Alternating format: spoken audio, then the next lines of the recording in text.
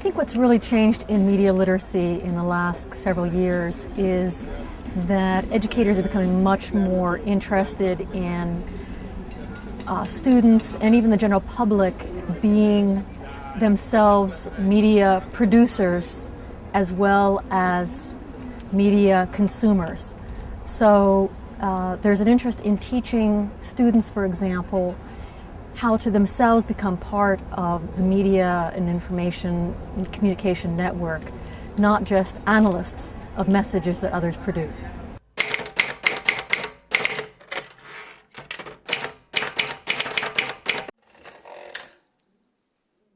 Actually, Europe was the first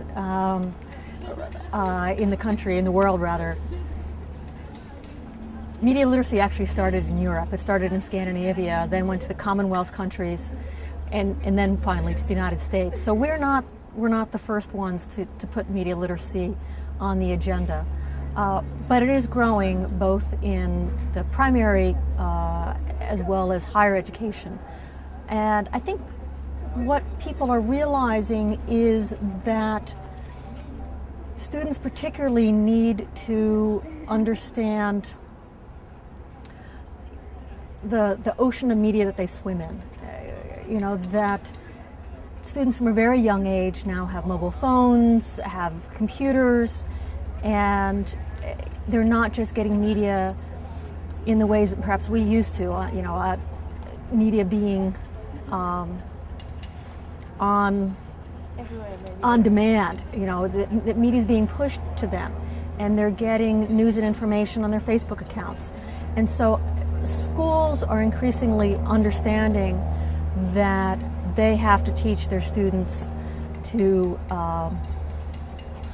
think about news and information in environments far beyond what used to be of interest. We used to think of media literacy as about newspapers, and now media literacy is really about everything.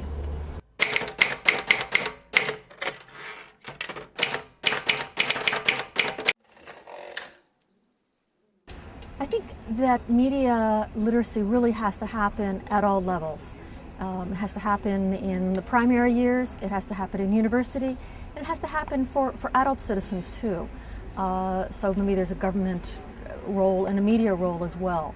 And I think what has to happen is that students need to be taught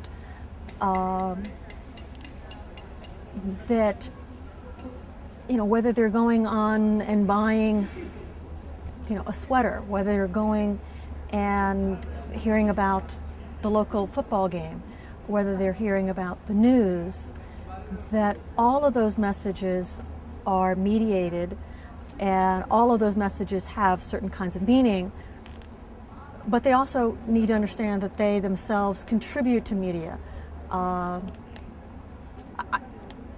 Just to give one example, I know that my students come into university thinking about the news on TV. They don't think about the news they get via Facebook or via Twitter. And that's, I think, increasingly what we have to do. We have to make students aware of what social media is allowing them to do, and is also the responsibility of social media.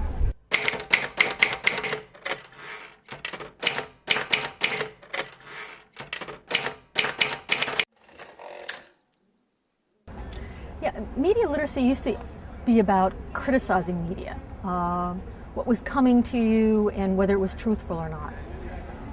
Now media literacy is often about using tools, and I think to some degree there is an overemphasis on just acquiring the skills to use the tools. But the tools do enable you to do different kinds of things. And I think it's appropriate for media literacy today to think about what students and adults are enabled to do because of these new digital tools. Digital media, it's part of a continuum from old media. It's not it's not an entirely different beast. It's still the way we get news and information. We just get news and information differently and at different times. We no longer get news by appointment at 6 o'clock in the morning, or in the evening over dinner. We now get news whenever we want it.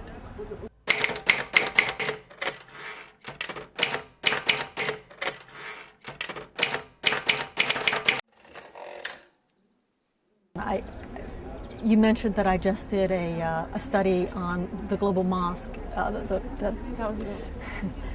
You mentioned that I just did a study on the Ground Zero Mosque. I also did a study that just was released of how students from ages 18 to 25 use media, and we looked at students in 10 countries, 5 continents around the world.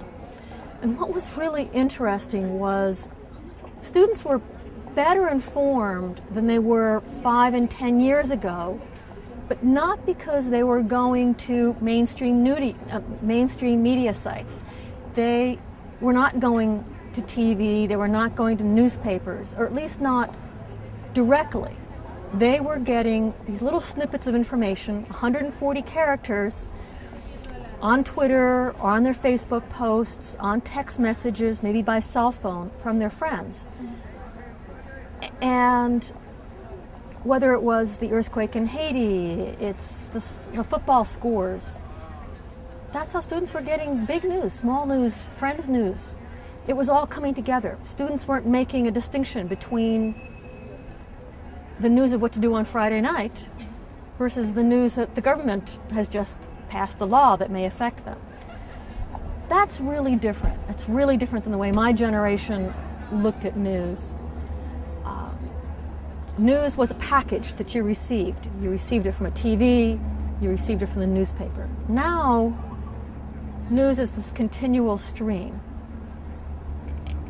And it comes in a flood, and you pick little pieces of it out. And so I think media literacy is really teaching students to understand where that stream's coming from, where it's going, where they are in that stream, and how to interpret the information that's coming to them and how to pass it on.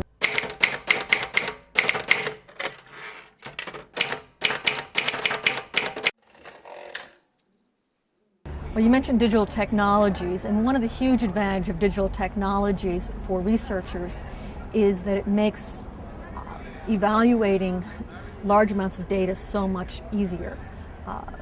My PhD students and I, who worked together on the study with your colleagues here in Barcelona, we used online open source tools created by IBM. And what that allowed us to do was, with the touch of a button, the click of a keystroke, to analyze literally millions of words, certainly hundreds of thousands of words, the kinds of research that would normally have taken someone like me days or weeks to do. And what it allows us to do is it allows us to see patterns that we wouldn't have otherwise been able to see, or it would have been much harder to see. So the new technologies, the new digital technologies, are really facilitating research in very innovative ways that are really opening up, I think, linkages between qualitative and quantitative research.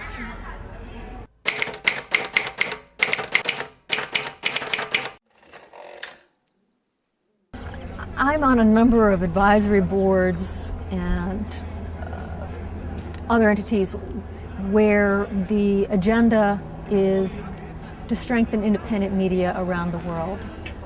To me, if you do not have a free and independent media in a country, you don't have free and independent citizens.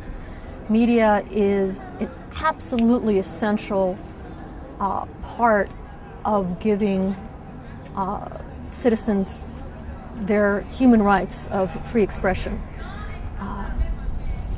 And I think we all need to understand that. We all also need to support free media on all platforms, print, radio, broadcast, online, mobile.